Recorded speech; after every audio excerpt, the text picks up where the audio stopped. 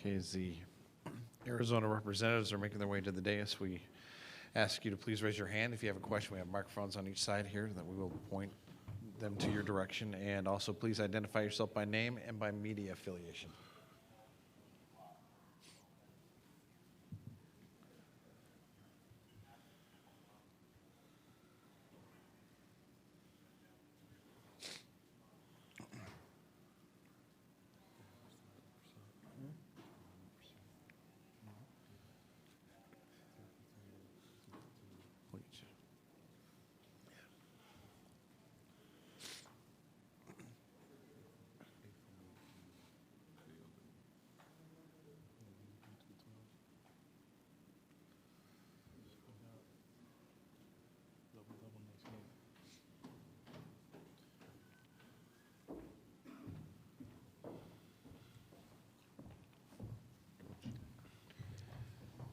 Okay, we'll begin with an opening statement from Coach Miller and then open up with questions for the student athletes.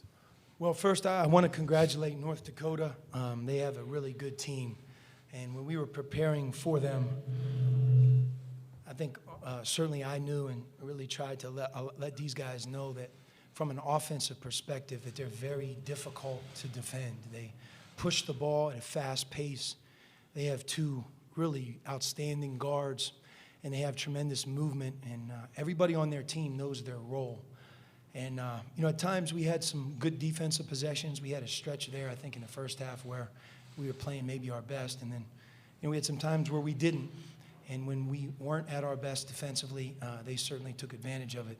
On the other end, offensively, we had 7 turnovers for the game and 24 for 28 from the foul line. So proud of these two guys. I've answered a lot of questions on how we've weathered a lot of the obstacles and adversity that we dealt with this season. And a lot of times I answered by, we have 3 freshmen that are excellent players, but bring no drama to the table. They do their job, they're consistent.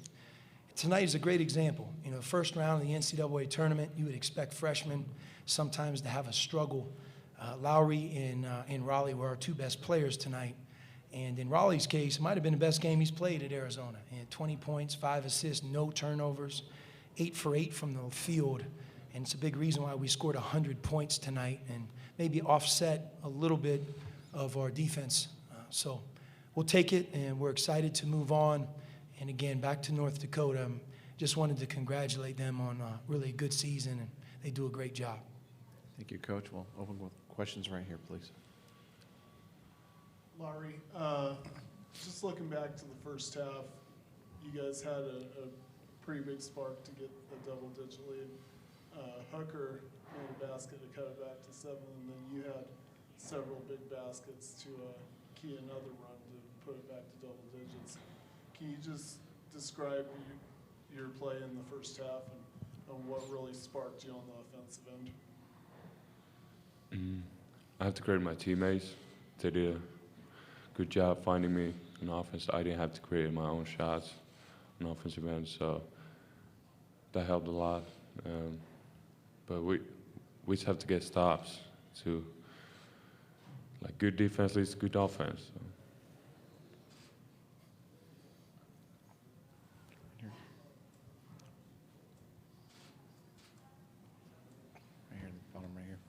Kareem Copeland, AP. For the guys, like Sean just talked about, what was the feel like for you guys? What was the experience for you going in and just starting off the tournament on a good foot like this? This was a great opportunity. Not every team in college basketball is playing in March. So to be one of the few teams playing in March is a great feeling. And, we played a great opponent, North Dakota.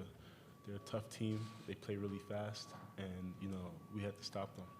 And, they had a great season. So kudos, I congratulate them. And to back that up, I would probably say Coach Miller and Lowry and the rest of us, we just wanted this is our first feeling in the NCAA tournament for me and Lowry and Kobe. And, just wanted to play hard and show that we belong here. Okay, third row right here, please. RJ Badia, rushthecourt.net, just for both of the guys. Oregon and then now North Dakota, put up some good offensive numbers against you guys in the second halves. What's the biggest challenge, I guess, in bringing the defense from the first half through to the second half? We have to rebound the ball. That's what we didn't do today, and the game felt weird because we didn't get stops. So even though we were scoring on the offense, but they scored right back, so the game felt a little bit weird because of that. So. Okay, third row right here, please. Alex Steiner with Metro Sports Network. For either one of you, you guys led by 16 at the break. They fought back in that second half, cut it to 7. The building started to get into it. What were they doing to cut into that lead, and what did you guys do in response?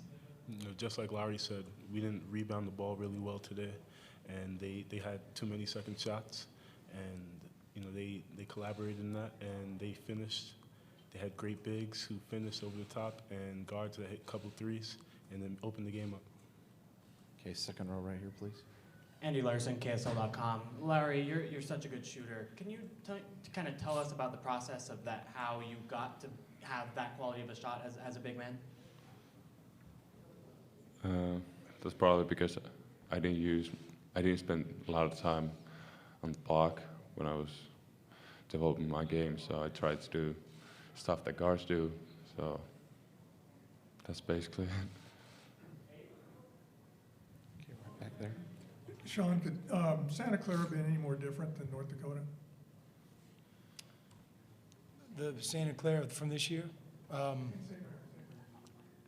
I'm sorry, go ahead with your question. St. Mary's completely different than North Dakota. No, in some ways, they have some real similarities in that they utilize ball screens a lot in the half court. They 3 or 4 per possession, 4 or 5 per possession, and they have some incredible shooters out there while all this action is going. You know, North Dakota plays at a much faster tempo, which I thought was a big part of their success against us. We talked about that at halftime, and they really push the ball. And once they get in the half court, they have a lot of movement that follows it. St. Mary's is more deliberate, but they really execute and certainly shoot the basketball. You know, part of, you know, a couple of the questions that were asked to these guys, if you give a team 10 for 22 from the three-point line, if a team makes 10 for 22 from the three-point line, you know, that you're playing with fire. And that's what they did tonight. They went 10 for 22. And I think one of the alarming things, and it's something we have to get right here entering Saturday, 2 shooters that clearly we knew were great shooters, number 21 and number 1, Hooker and Baldwin, they went 9 for 17. Fact they shot 17 threes and made 9, and they were the players that we clearly knew, is concerning. But I'm going to just bet that if you really look at how they scored their threes, they got quite a few on a fast push in transition. And you know, some of that starts with our running good offense, but it really starts with making sure that we're back. And you know, transition can break your back, and at times I thought they created some great shots for themselves against our transition defense. Okay, one more question for our student athletes right here, please. This is actually for Sean. Kareem Copeland, AP again. 54 points in the paint today. Was that the plan going in to take advantage of your athletes and go at the rack? It was. You know, offensively, you know, we did the job. I mean, you know, we played with 7 turnovers. You know, by the way, they're a team that can force turnovers. They have a lot of quickness. They use their hands really well on defense, and they disrupt you. 24 for 28 from the free throw line. We're an excellent free throw shooting team, and we got there. And you're right, 58%. We had 36 field goals. 32 were from 2-point. So we utilized our size. That's important in a game like tonight, to play to your strengths. I think, you know, if you listen to us, I think the sentiment up here is we wish we felt better about our defensive effort, and I think we'd have put together one heck of a game. But I credit North Dakota on the way they played. Okay, we're going to excuse our student athletes and entertain a couple more questions for Coach Miller. All right, fellas. All right, Larry. Right here, Mike.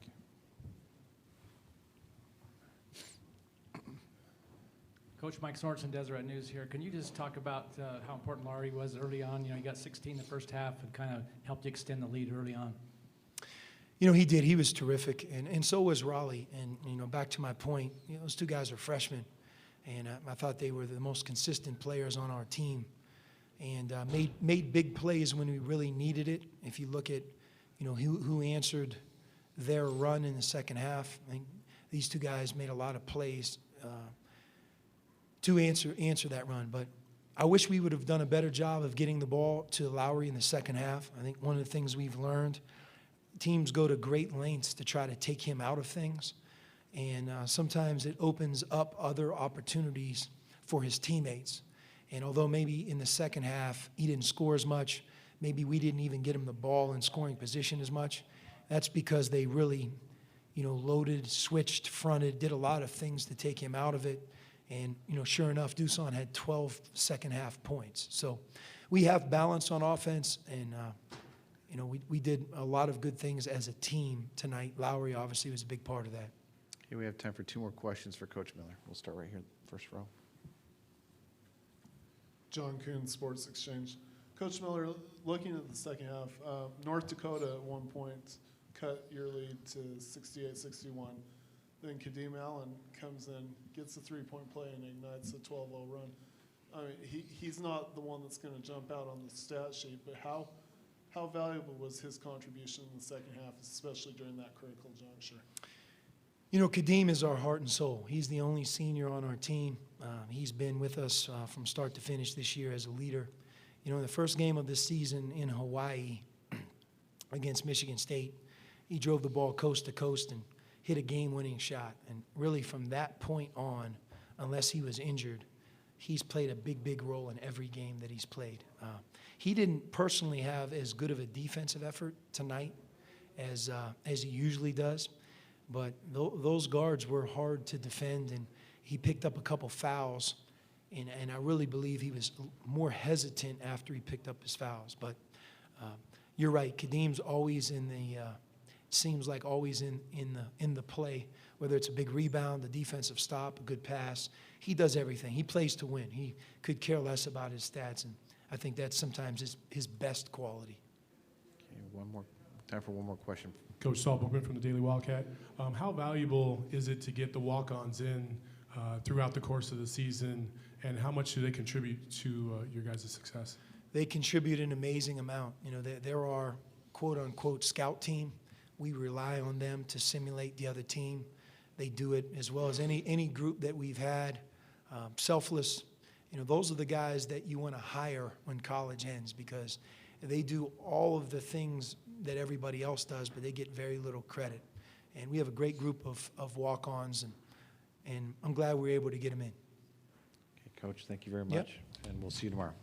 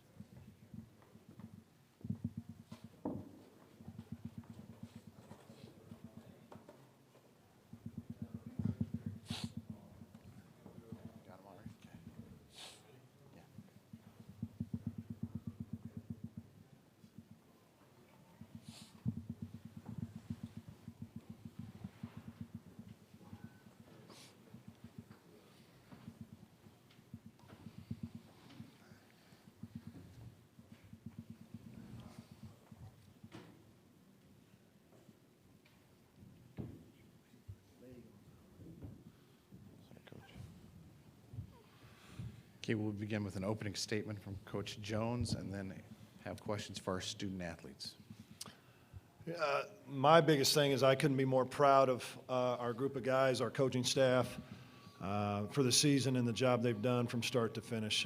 It's been such a special year. I thought we played, we stayed true to ourselves today. We played our style regardless of who we're about to play. Obviously, Arizona being a great, well-coached and a great team in their own right, even though they're extremely young. And that's what they're so promising. So I was just proud of our guys. We didn't flinch. We came out and played. And we played to our abilities, I felt, for the most part, but we just stayed true to ourselves. So I think that's all we can ever ask for, is focus on our energy, our preparation, our unselfishness, and these guys did a phenomenal job. So I couldn't be more proud of them and happy for them, not only just tonight, but throughout the course of the season. Thank you, Coach. Questions for our student athletes, please.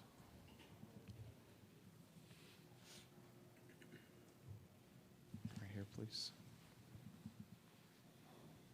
Wayne Nelson, Grand Forks Herald for Quentin and Rick. When you cut the deficit to 7, you hit them a little bit on their heels. What was working at that point that got you back into the game there? I think at that point, just moving the ball and keeping it hot. There was quite a few rolls at that point too. But I think at that moment, they started missing some shots, and we were able to, get out and go in transition, get to the free throw line. So at that moment, I think at least that stretch, we were really just focused in and making the extra one, and was able to hit some shots.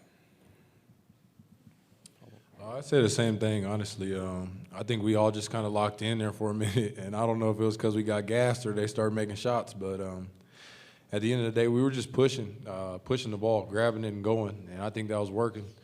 And then Kadeem Allen, I think, made an and-one layup, and that kind of shook us up or something because they went on a run after that, I remember. So, it was just really transitioning and just trusting in each other, moving the ball.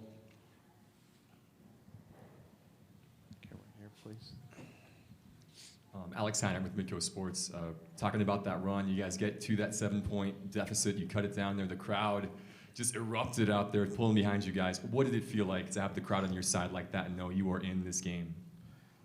Man, it was something special. It really, especially during that moment, you could just feel the energy, feel the vibe, and it's just, God has put us all here for a reason. And during that time, that period, you could really feel it, and just being able to go on that stretch, get our crowd who traveled hundreds of miles to come see us, and made overnight drives, flights. It was unbelievable. Just the experience overall, and to be able to get them on their feet and going was great.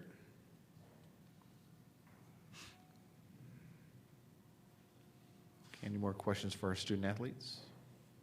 Okay, one more right here.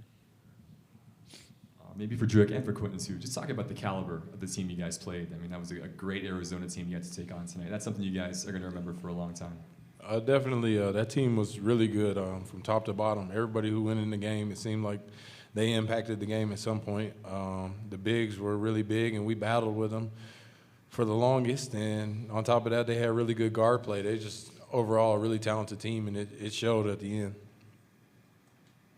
Yeah, they're a 2 seed for a reason, and I think they played hard, and when we had that stretch, they stuck together and did what great teams do. Something that is going to be hard for other teams to beat them as they continue on their journey throughout this tourney, and I think it was good for us to just let them know that it wasn't going to be easy come play North Dakota, and it was going to be a fight. Okay, any more questions for our student athletes?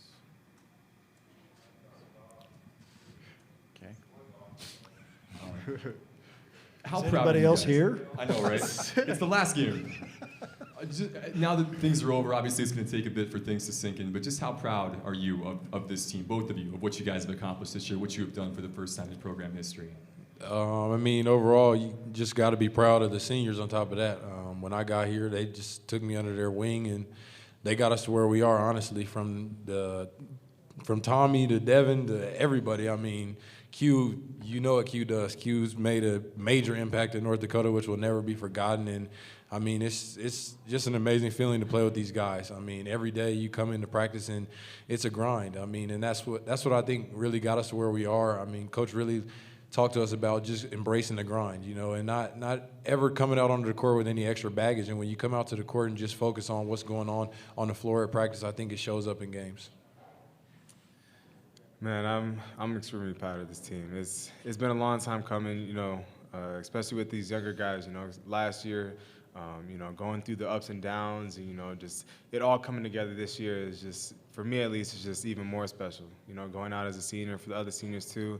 You know, all the hard work, the shots, the time, the blood, sweat, tears. You know, it all came together, and you know, I'm just extremely proud of these guys and, you know, everything we've accomplished. And, you know, to be 20 and turning was, you know, our mission the entire year, starting last summer. And, you know, that's when it started, you know, it was the off season. And, you know, I'm just extremely blessed to be in this position, and to be the first to do this is an honor and something that I'll never forget about forever. With that, we'll excuse our student athletes. Thank you. Congratulations on your season. And now we'll open up questions for Coach Jones. Come on, Wayne. Waiting for you. Brian, when you did cut it to 7, did you get the sense that the crowd was really into it and that maybe you really did have them on their heels? I did. I was probably just as excited as the fans. It wasn't just our fans. That's the thing. It was the whole building. Probably outside of their fans at the other end. But, yeah, the building really got electric during that time. And it was it really lifted our guys up because they were about spent. That was a big run for us. It took a lot of energy out of us. We got a big timeout. But that's what this team's been about. I feel they play the game the right way.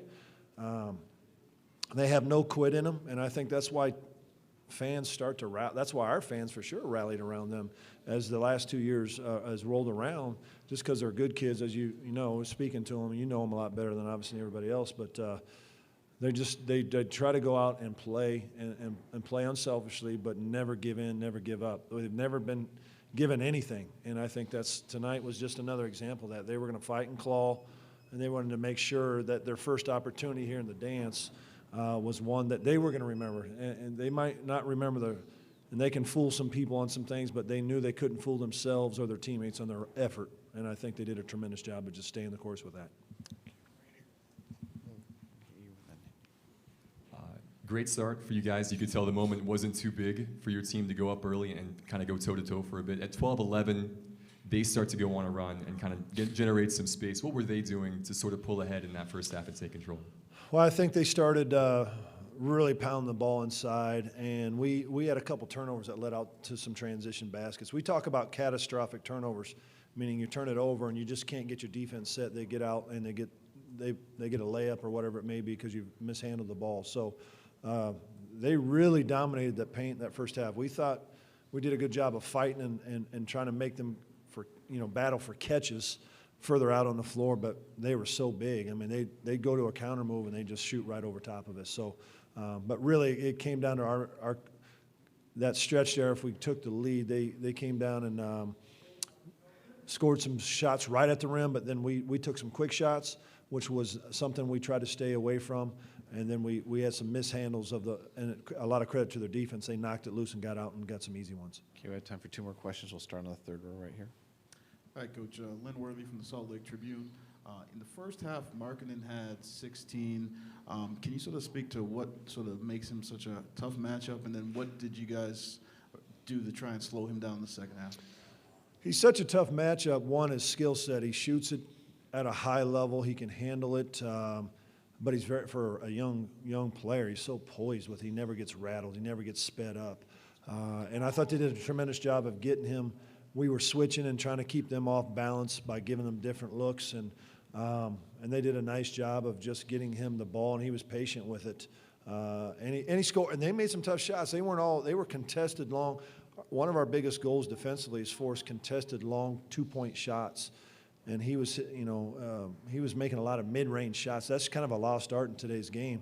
But he did a tremendous job of scoring that in the first half. Second half, I thought we just did a better job of taking up his space, making him work a little bit. We tried to deny some catches a little further out on the floor, switch sometimes and some ball screen stuff to force them to maybe try to force it inside. Sometimes when you switch a guard on a big, the ball stops moving, and you really try to thread needles and get the ball inside. And I think at times the ball stopped moving for them, and we were able to get some stops. It didn't happen. Obviously, we got back into the game, but once they went on that second run, it was the same thing. They were able to get ball movement, get the ball inside, and get some high percentage shots. Okay, time for one more question. No more? Okay. All right. With that, Coach, thank you. Okay, thank you. Congratulations. And